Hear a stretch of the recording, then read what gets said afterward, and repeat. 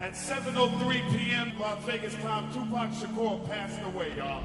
Trouble-plagued rapper and actor Tupac Shakur is dead at the age of 25. Rap star Tupac Shakur died last night after a brief life in a rough business. Shakur was shot 4 times after leaving the Mike Tyson boxing match in Las Vegas in a car driven by Marion Suge Knight, the head of his label, Death Row Records.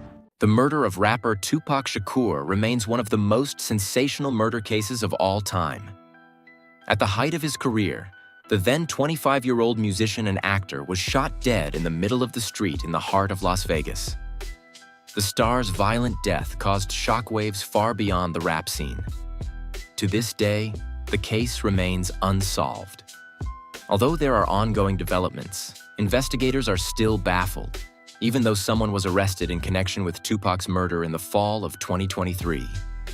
And perhaps they will remain so forever. Because even if there are people who must know exactly what happened in the attack on Tupac on September 6, 1996, these people remain silent.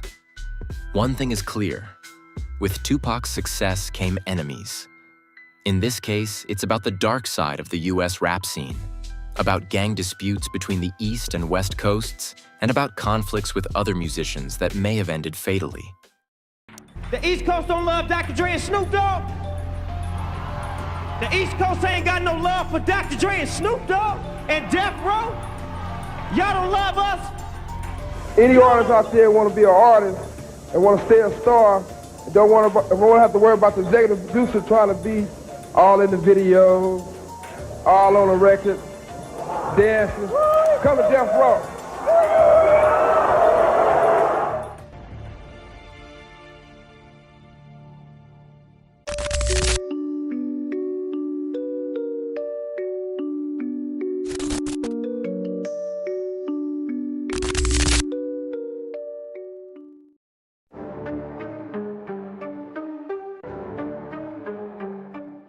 Tell me, what does Tupac Amaru Shakur mean? Okay, it means, I was named after this Inca chief from South America whose name was Tupac Amaru, but it's a lot of people named Tupac Amaru.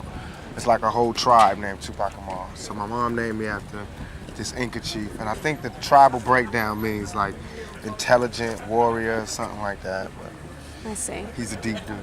Tupac Amaru Shakur was born on June 16, 1971. He and his half-sister grew up with their single mother. There was a stepfather, but he was sentenced to 60 years in prison for a bank robbery. Both the stepfather and Tupac's mother, Afeni, were members of the Black Panther movement at the time. The organization advocates for the black community and socialist values.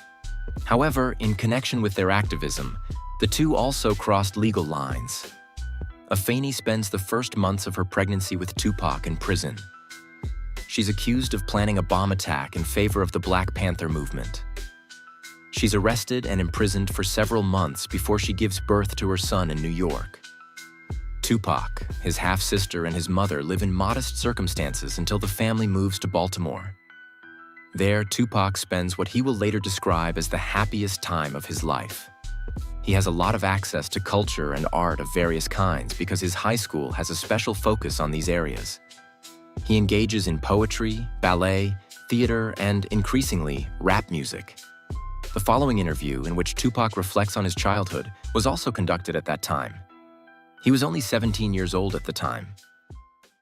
No, actually, I think it's, well, okay, from my mother's point, well, if you grew up happy, too happy, you know, like in fairy tale land, not fairy tale, I mean, if you grew up where, you know, every Christmas you got a present and every birthday you got a present and every holiday was a holiday and everything was peachy, your parents took care of everything and you just grew up.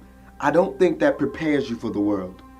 You know, my mother had a really bad childhood and my father had a bad childhood and I had a bad childhood, but I love my childhood. Even though it was bad, I love it. I feel like it's taught me so much.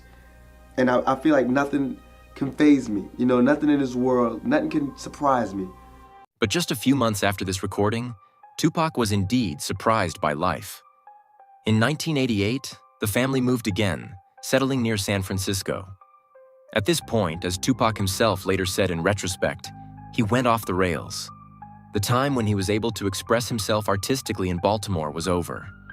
Instead, the family was once again confronted with harrowing reality. I wanted to go to college. I went to school all the way and was ready to go to college. The only thing that stopped me was money. The time all the kids in my school was writing applications to go to college, I didn't have no lights and no electricity. Tupac's mother, Afeni, was a heavy drug addict at the time. Her relationship with her son suffered greatly as a result. She regularly used crack and slid further and further down. Tupac himself starts making his money from drug deals and associates with shady characters. Although he resents his mother's addiction, as a teenager he makes money from drug deals himself. Everyday life is much harder for the family than in almost idyllic Baltimore. They got little Italy, little everything. They don't have a little Africa, they got the ghetto, and we think that that's ours. That's not even ours. That's just what was left over. At the same time, Tupac gradually managed to gain a foothold in the music business. His initial interest in rap had now become a real passion. This music style could be easily combined with two of Tupac's other passions, dancing and writing rhymes. Tupac not only has undeniable talent, but also manages to make valuable contacts over time. Even though his performances are only small and mostly take place in local clubs, the young rapper stands out. On stage, he has a special charisma. And in 1991, Tupac's talent and ambition began to bear fruit. He became a background dancer for the rap group Digital Underground. Later, he had small raps in the band's songs. And so the talent that would become one of the greatest rappers of all time in the years to come was finally discovered. Tupac signed a contract with Interscope Records, a well-known record company, with which he released his first album in 1991. From now on, everything seems to happen quickly, because the record is a huge success. In addition to numerous performances, Tupac now even gets roles in some feature films. In the following years, the rapper sells millions of records and is transformed from an artist into a brand. He not only shapes rap, but the entire pop culture. In his lyrics, Tupac deals with his difficult past, but also takes a stand on political and social issues. In the eyes of young rap fans and a large part of the Black community, Tupac captures the spirit of the times with his songs. Others, such as the then-conservative Vice President Dan Quayle, cannot relate to his art. But such controversies only further drive Tupac's success. Almost every rap artist we see on stage today was probably inspired by Tupac, whether consciously or unconsciously. Tupac's family life is also improving again. His mother, Afeni, successfully completes a detox. The relationship between mother and son becomes closer than ever. So, in his 20s, Tupac not only has a successful career, but also a good relationship with his mother. In addition, in 1996, he falls in love with his girlfriend Kidada, with whom he soon gets engaged. But with success also comes a dark side.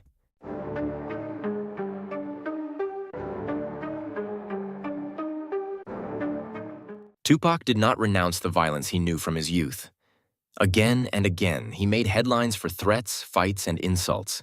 Said there were two sides to Tupac, the wonderful side and the not so wonderful.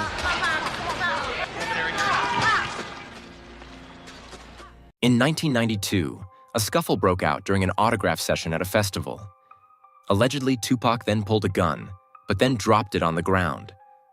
A shot was fired. The gun is registered in his name. He is legally allowed to have it. However, at that moment, about 90 meters from the festival grounds, a 6-year-old boy was playing in a schoolyard. He died that day. From a shot to the forehead, the police were able to match the bullet to the gun that Tupac had on him. DIDDY, who was there the day of the incident, recalled it in a 2017 interview. I felt terrible, and I felt even worse because it was the first time I seen Pac cry since we was kids. Oh, he cried? Yeah. All of you were questioned by the police, I assume. Mm-hmm. But they ultimately never found who did it. Nope. But Pac sort of got the blame for it. Of course. I think he got sued. Tupac claims that someone from his entourage accidentally discharged the weapon when he picked it up from the ground. Tupac's stepbrother came under suspicion. However, nothing could be proven against him, so that a charge was impossible. This was followed by a legal dispute with the surviving dependents of the 6-year-old. In 1995, Tupac paid the family a 6-figure sum in damages. In 1993, Tupac was arrested again for shooting at 2 plainclothes police officers. There are conflicting accounts of exactly what happened. Some say that Tupac acted in self-defense. Others claim that he was the first to draw a weapon and shoot the 2 men after an argument. The 2 police officers become entangled in contradictions.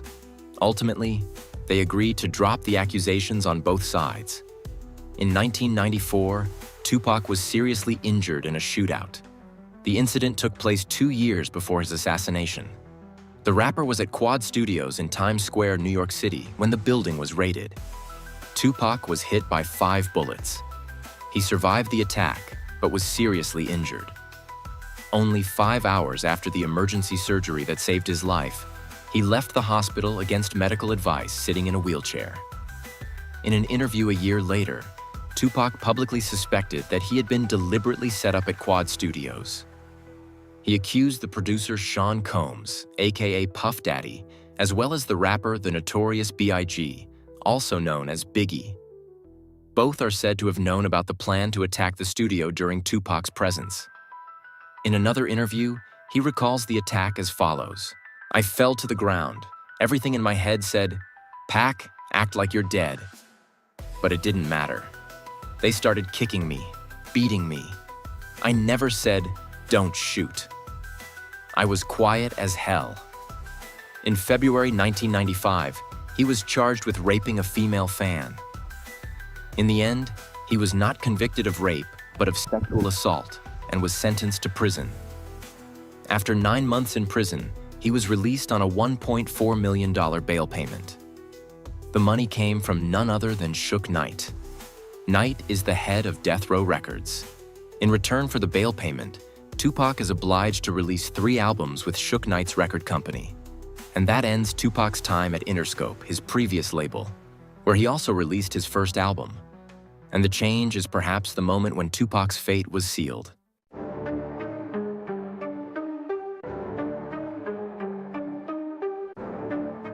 It is September 7th, 1996. That evening, a boxing match is taking place at the MGM Grand. The MGM Grand is located in the middle of the Las Vegas Strip, the party mile of the infamous city. On September 7th, 1996, Mike Tyson is boxing against Bruce Halpin. Tupac is in the audience to watch the boxing match. He is with Suge Knight. Also, Tupac's fiancée Kidada and members of Tupac's entourage are on site. The first fans are already lining up in front of the location in the afternoon. Not only admirers of boxing legend Mike Tyson, but also of Tupac. Even before the fight, there is talk that Tupac will watch the fight that evening. Tupac himself spends the afternoon in a casino and wins a lot of money there. The boxing match does not last long. Mike Tyson defeats Bruce Halpin after 109 seconds. As early as 8:30 p.m., the first visitors are streaming out of the MGM Grand and onto the streets of Las Vegas. Tupac and Suge Knight are also on their way out. However, they get into an altercation in the lobby of the building. At around 8:50 p.m., Tupac, Suge Knight, and their entourage get into a fight with members of the Southside Compton Crips gang. The physical altercation is said to have broken out because Suge Knight is close to another gang, the Piru Bloods. And the Bloods and the Southside Compton Crips are enemies.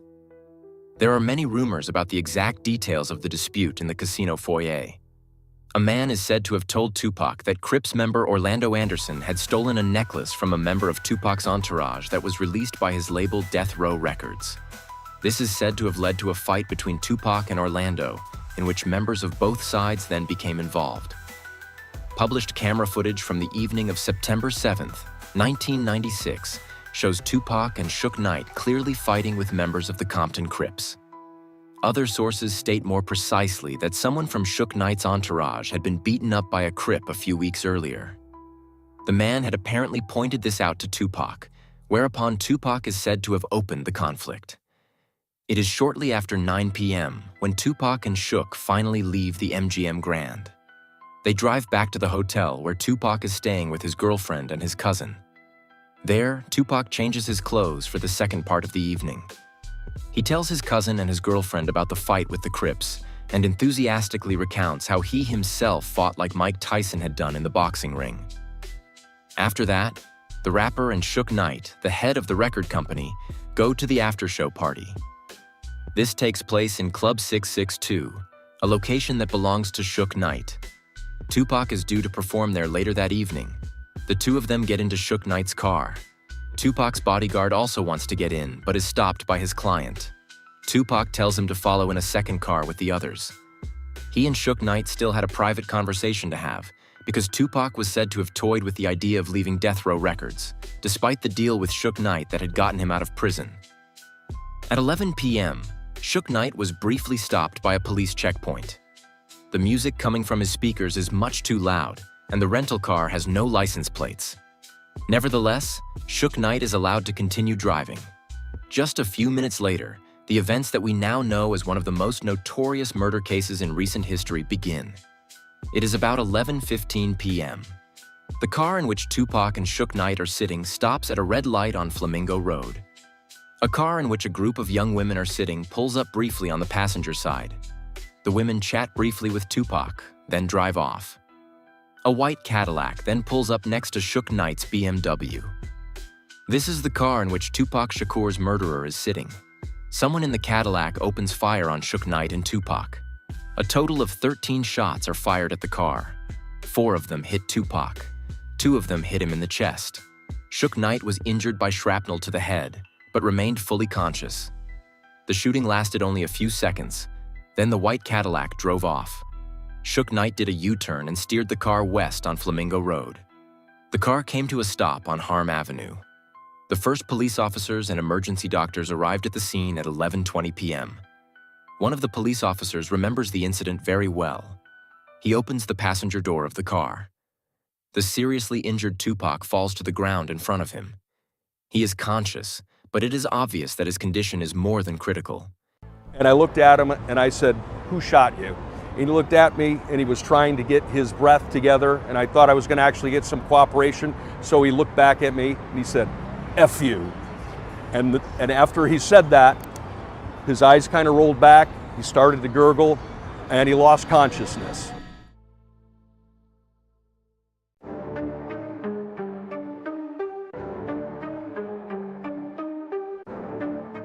Tupac and Suge Knight are immediately admitted to the nearest hospital. Immediately after his admission, Tupac has to undergo emergency surgery. Due to internal bleeding, his right lung is removed. He's had a right lung removed. He's back in his room, and again, he remains in critical condition. He's in the intensive care unit. Is he conscious? Can he communicate with his doctor? He has been conscious.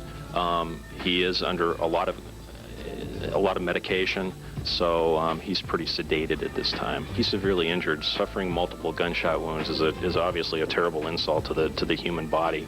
So he's in very critical condition, and he's requiring intensive care, and he is receiving that right now. A second operation followed at noon on September 8th. Suge Knight was able to leave the hospital with minor injuries on the morning of September 8th. Tupac Shakur, on the other hand, is fighting for his life. The rapper's injuries are so severe that he had to be put into an artificial coma. According to media reports, doctors believe that he has a 50-50 chance of survival. Family members and close friends rush to his bedside and stand by him day and night. They stand guard outside the hospital room for fear that someone could come in and cause him further harm. Of course, the police are eager to question Suge Knight as a witness after his release, but he is evading the investigators. The lead investigator, Sergeant Kevin Manning of Las Vegas, expresses his frustration with the investigation to the media. He criticizes in particular the lack of cooperation from Shakur and Knight's entourage, who were at the scene during the robbery on Saturday night. Meanwhile, members of Shakur's entourage, who police say are associated with the Blood Street Gang, engage in a scuffle with police. 4 of the men are taken away in handcuffs but are later released. 5 days after the shooting of Tupac, there is another death. A Crip gang member is shot while sitting in his car. there are rumors that the murder was in retaliation for the attack on Tupac. Authorities also maintain a vigil outside Shakur's hospital room to avoid any trouble. Shook, meanwhile, finally makes himself available for questioning by the Las Vegas police. However, he claims to have no further information. Tupac is in the hospital for a week. He remains in a critical condition, is on a ventilator, and continues to have seizures. On September 13, 1996, the life of the influential musician comes to an end. The doctors have stated that the cause of death was respiratory failure and cardiac arrest. Tupac Shakur dies at the age of just 25. He was only 25 years old. He was like 1 year older than me. You know, he was only 25 years old. We was like, what the fuck?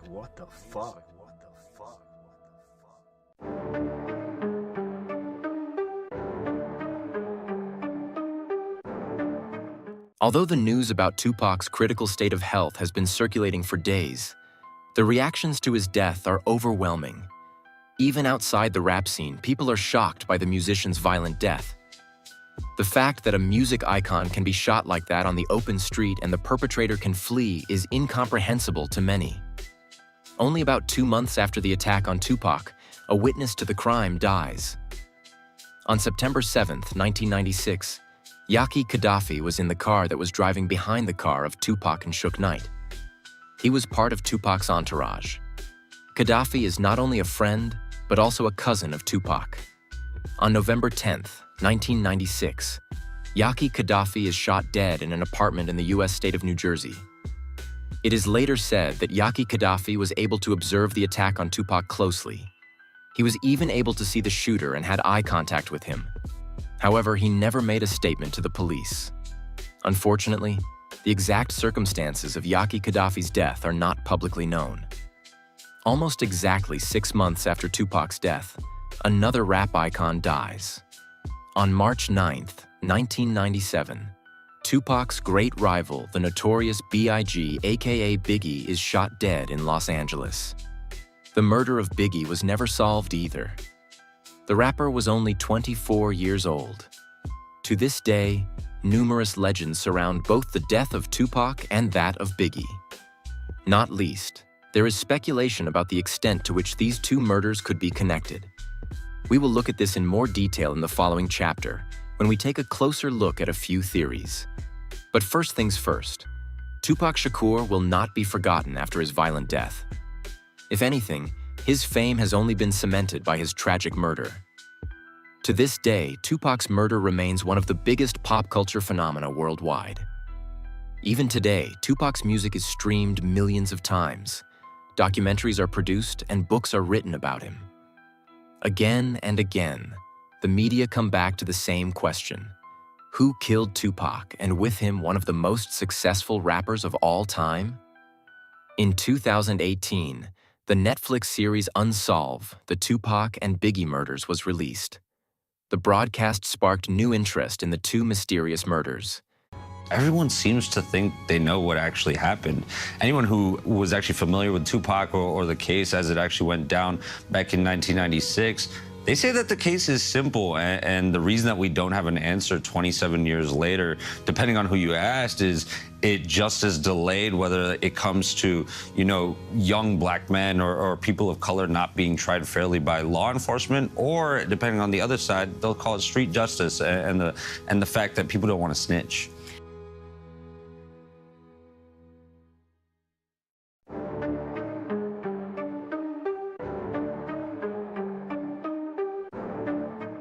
There are even conspiracy theories surrounding the death of Tupac. Over the years, rumors have repeatedly been spread that the rapper was never shot and is still alive.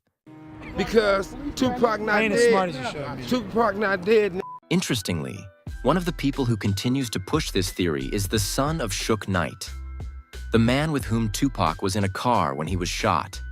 He seems to have discovered the well-known conspiracy theory in 2019 as a promotional gimmick for himself. Via Instagram stories, he repeatedly implies that Tupac is still alive and working on new songs in the studio. Apparently, he is using the resulting attention to try to gain a foothold in the music business himself. But there are also frequent reports from outsiders about sightings of the rapper. Even after many years, the theory that Tupac wanted to escape the fame and have a quieter life is still quite popular. But much more interesting, and above all, more concrete, is the consideration of who could have murdered Tupac. You may have heard that someone was arrested in connection with the case at the end of 2023. However, it seems likely that Tupac's murder was a much more complex crime. The investigating police have been repeatedly criticized over the years. Some even believe there was a conspiracy by the Los Angeles Police Department. Indeed, there are some things that seem to have gone rather poorly during the investigation.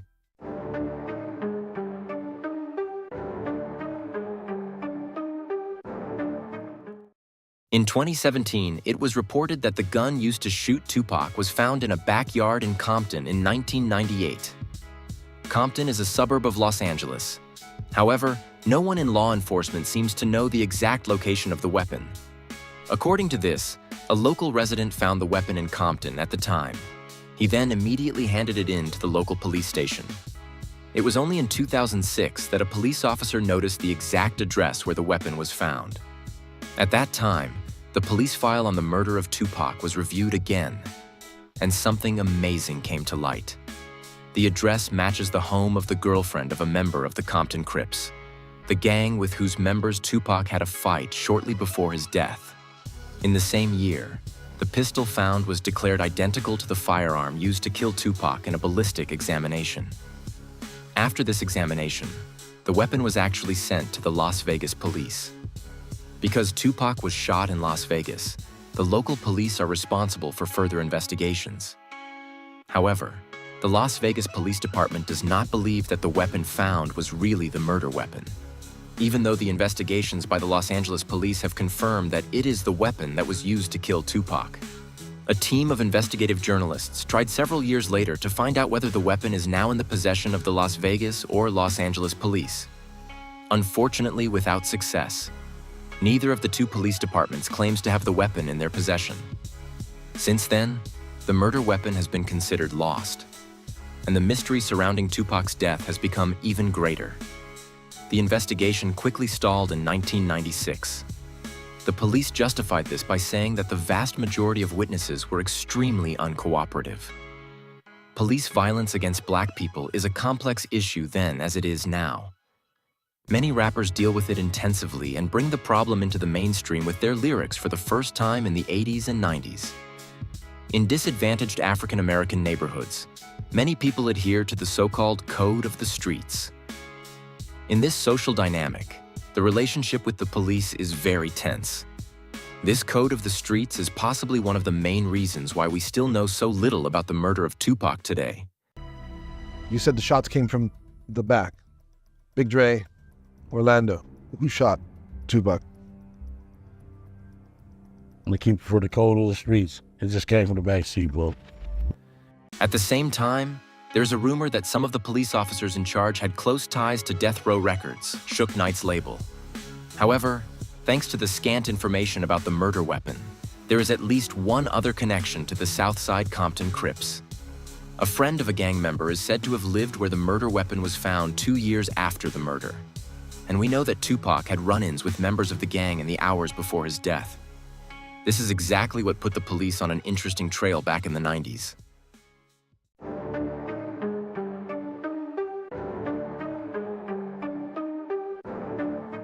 In September 1997, a young man named Orlando Anderson files a lawsuit against the heirs of Tupac Shakur.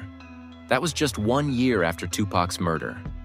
Anderson refers to alleged damages that he suffered during the brawl with the rapper at the MGM Grand. Now he is demanding compensation for pain and suffering, because Orlando went down during the fight when several people from the circle of Tupac and Suge Knight beat him up. Tupac's mother, Afeni Shakur, then filed a wrongful death suit against Anderson. She claimed that Anderson was the murderer of her son, and Afeni Shakur is not alone in this suspicion. Over the years, several police officers have stated that they are certain that Orlando Anderson shot and killed Tupac. The rapper's murder could have been an act of revenge for the brawl at the casino. In addition, Suge Knight, who was with Tupac at the time, was close to a rival gang. But like so many key people in this case, Orlando Anderson is no longer alive. Just 2 years after the shooting of Tupac, Anderson was killed on May 29, 1998. He was killed in a gang shootout in Los Angeles. Until the end, he always denied being responsible for the murder of Tupac. Is it Orlando? Yes. Let me just ask you point blank, did you kill Tupac Shakur?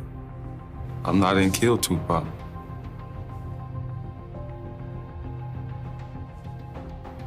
I mean, I don't know why, you know what I'm saying? They would even say something like that. However, there will be more decisive news regarding Orlando Anderson in 2018. But until this information comes to light, there are another 20 years filled with speculation.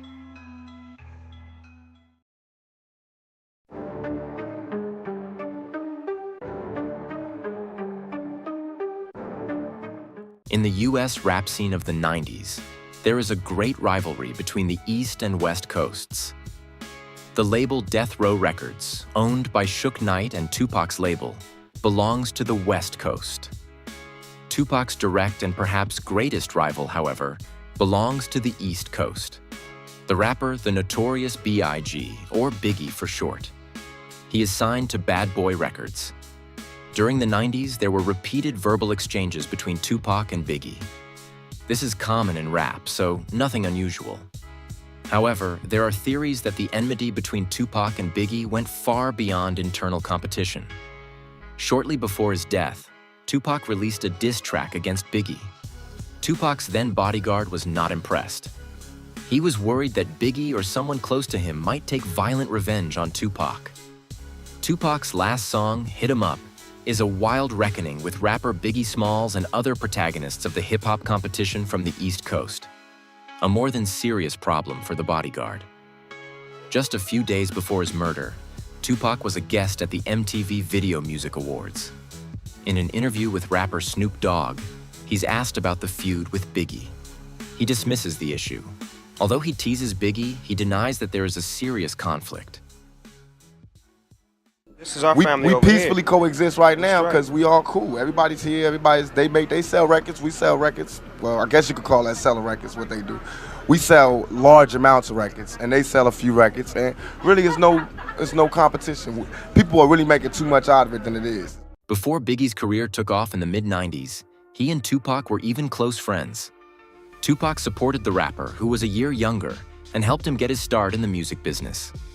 However, the good relationship came to an end with the first attempt on Tupac's life in 1994. As mentioned in the first part of the video, Tupac was attacked and seriously injured in a studio at the time. He himself insisted that Biggie was one of the masterminds behind this assassination attempt. Biggie always denies this, but the incident in 1994 may be one of the reasons why he is still often mentioned as a possible suspect in Tupac's murder. It is said that Puff Daddy paid the Southside Compton Crips gang to carry out the murder of Tupac.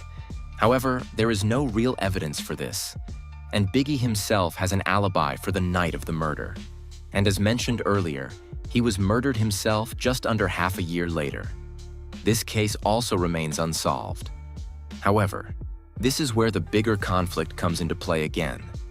The East Coast-West Coast rivalry is a serious matter in the scene. And at the center of it all is a man whom many today see as the wedge that was driven between Tupac and Biggie. Sean Combs, better known as P. Diddy or, in the past, Puff Daddy. Wait, he didn't just spell the word rapper and leave out a P, did he? Yep, R.P. rest in peace, Biggie and Pac, both of y'all should be. Not only Tupac and Biggie are competitors, but especially the people behind the two. Suge Knight, who runs Tupac's record label Death Row Records, is in a public conflict with P. Diddy, who in turn manages Biggie.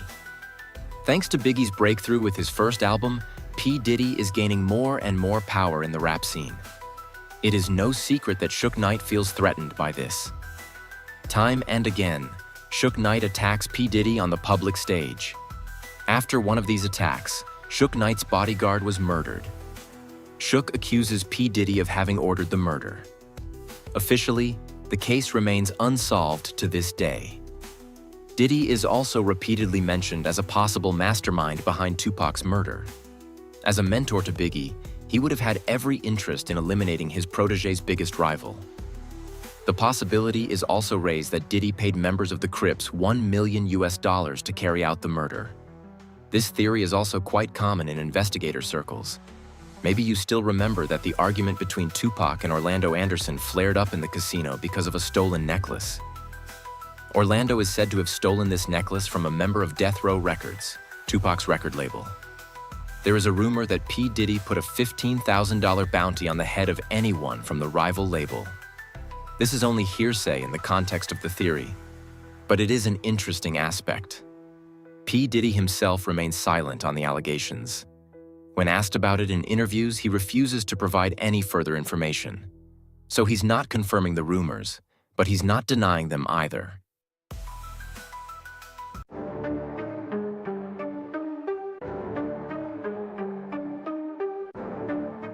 Others believe that Suge Knight himself arranged for Tupac's murder. According to this theory, Knight owed Tupac a lot of money. It was precisely because of this debt that he and his record company were sued by Tupac's mother in 1997. In addition, Tupac was said to have been planning to sign with another record label. Suge Knight himself invited Tupac to the boxing match and then offered him a ride in his car. And he did so even though he knew that the professional relationship between the two would possibly end. So in theory, Suge Knight could have ordered Tupac to be rolled out of the way so as not to have to pay him the millions in debt. According to a police officer who was on duty at the time, there is no record of Suge Knight actually being injured during the attack. There are no hospital or police records of the alleged bullet fragment wound. Suge Knight is currently serving a 28-year prison sentence, though not in connection with the murder of Tupac. In 2015, Suge Knight killed 2 people. You may know the movie Straight Outta Compton, which deals with the rap scene of the 90s. Suge Knight feels misrepresented in this movie. In January 2015, he encountered a man named Clee Sloan in a parking lot. He is the one who advised the film's producers. Suge Knight confronted him, and the two got into an argument. Suge Knight then hit Clee Sloan with a car, seriously injuring Sloan. Knight drove away and ran over his former business partner, Terry Carter. Suge Knight is now in his mid-50s. There are persistent rumors that he has a serious illness. It is questionable whether he will ever get out of prison again. Before his conviction, Suge Knight had repeatedly made cryptic comments and strange statements about Tupac's death in interviews. In principle, Suge Knight's behavior confirms exactly what the police say is the reason for the slow investigation. The witnesses in this case are extremely uncooperative. Nobody seems to want to talk to the police. However, there is one man who at least partially changes that, and thus makes himself extremely suspicious.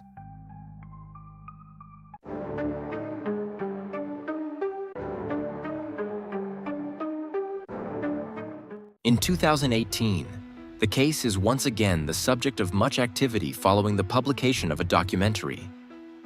Numerous people who have an opinion on the events surrounding September 6, 1996, appear in the media again. Among them is a man named Dwayne Davis, also known as Keef D. He claims to have been sitting in the front seat of the vehicle from which the fatal shots were fired at Tupac. At the same time, he accuses his nephew Orlando Anderson of sitting in the back seat with another person. Orlando Anderson is the member of the Compton Crips who was repeatedly suspected of shooting and killing Tupac. However, Keef D initially refuses to name the actual shooter. He does not say whether he is accusing his own nephew Orlando or the second person, a young man named Big Dre, who was in the back seat. As a reason, he states that he must adhere to the code of the streets. Apart from a specific name, however, he does reveal numerous details from the night of the murder. We came up Harlem, and here he coming at BMW. All the chicks was like, Tupac, and he was like, hey, like a celebrity, like he was in the parade. He wouldn't even been out the window, we would have never seen him. You said the shots came from the back. Big Dre, Orlando. Who shot Tupac. I'm gonna keep it for the cold of the streets. It just came from the backseat, bro. In the media, Keefe D boasts about being one of the few witnesses to the murder of Tupac. In interviews, he willingly shares his version of the events of September 6, 1996. He also says that he already talked to some police officers in 2010. At the time, he was facing a life sentence for drug abuse. Years later, however, Keefe is still free and talks to numerous media outlets about the death of Tupac Shakur. In doing so, he is trying to promote his book Compton Street Legend, which was published in 2019. In this book, he now claims that his nephew Orlando Anderson was the one who shot Tupac. Keefe merely admits to having obtained the weapon and having been in the white Cadillac. After the fight at the MGM Grand, the Compton Crips and especially Orlando Anderson wanted to take revenge on Tupac by shooting him. Of course, Anderson can no longer comment on this, as he was shot himself 2 years after Tupac's murder. In his book, Keefe D writes about the course of events, among other things. One of my boys in the back seat grabbed the Glock and started firing backwards. When the bullets flew, I ducked to avoid being hit. For years, Keefe D would tell the story over and over again in the media. Until 2023, that is. Because 27 years after the murder of Tupac Shakur, he is the first person to be arrested in connection with the crime. Breaking news just into CNN. Las Vegas police have arrested a suspect in connection with the 1996 drive-by shooting death of legendary rapper Tupac Shakur.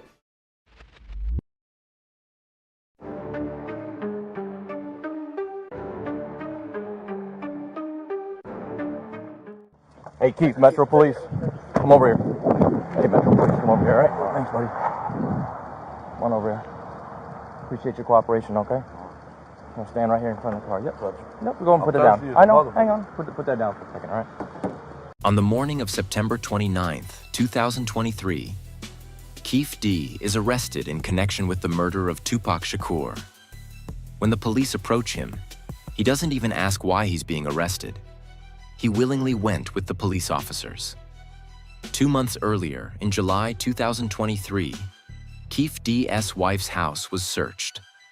Evidence and clues related to the Tupac case were sought. Police confiscated numerous tablets, iPhones, USB sticks, computers, and photo files. The fact that Keefe D is now being arrested is sensational. However, Tupac's supporters agree that Keefe D is not the only murderer. Many still suspect P. Diddy as the actual mastermind who simply commissioned the members of the Compton Crips to commit the murder. Suge Knight also commented on the arrest of Keefe D from prison in an interview with TMZ, with a rather surprising statement. Let's get one thing straight. First and foremost, me and Keefe D played on the same Pop Warner football team. And whatever the circumstances, if he had an involvement with anything, if he didn't have any involvement in anything, who want to see, I wouldn't wish somebody going to prison on my worst enemy. And I never had nothing bad to say about Orlando because, number one, he wasn't a shooter. Number two, he came to my hearing and told to let me go and told the truth. They still didn't let me go. To summarize, you are saying Orlando was not the shooter, although you won't say who the shooter was.